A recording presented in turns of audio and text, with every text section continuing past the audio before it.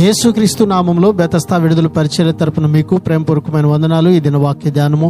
యెహోవా తన పరిశుద్ధ ఆలయంలో ఉన్నాడు. కీర్తనల గ్రంథం 11వ అధ్యాయం 4వ వచనం. కష్టాలు, ప్రమాదాలు ముందుకు వచ్చిన సమయంలో దావీదుకు ఉన్న ఒకే ఒక్క ధైర్యం ఇదే.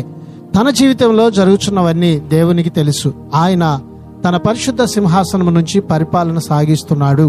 ఆందోళన చెందిన హృదయాలకు ఇందులోనే శాంతి ఉంది. దేవుడు తన కనుదృష్టి చేత నరులను కన్నులారా చూస్తూ ఉన్నాడు. ఆయన ప్రతి ఒక్కరిని పరిశీలిస్తూ ఉన్నాడు. ప్రతి వారి పట్ల వారికి తగిన రీతిలో ఆయన మేలు చేసే దేవుడుగా ఉన్నాడు. ప్రార్థన. మమ్మల్ని మిక్కిలిగా ప్రేమించిన మా ప్రియ పరలోకపు తండ్రి యేసయ్య, నీ మహాకృపను బట్టి ప్రేమించి మరొక నూతన దినాన్ని మాకు ఇచ్చినందుకు నీకు వందనాలు, స్తోత్రాలు చెల్లిస్తూ, నీ కన్ను దృష్టి మా మీద ఉంచినందుకు నీకు వందనాలు, స్తోత్రాలు చెల్లిస్తూ, మేము ఎల్లప్పుడూ కూడా ప్రభువా నీ యొక్క దృష్టిలో ఆశీర్వాదకరంగా, ఆనందకరంగా జీవించేటువంటి ధన్యతను మా అందరికీ దయచేయమని యేసు పరిశుద్ధ నామంలో ప్రార్థించి అడిగి వేడుకుంటున్నాము తండ్రి. ఆమెన్.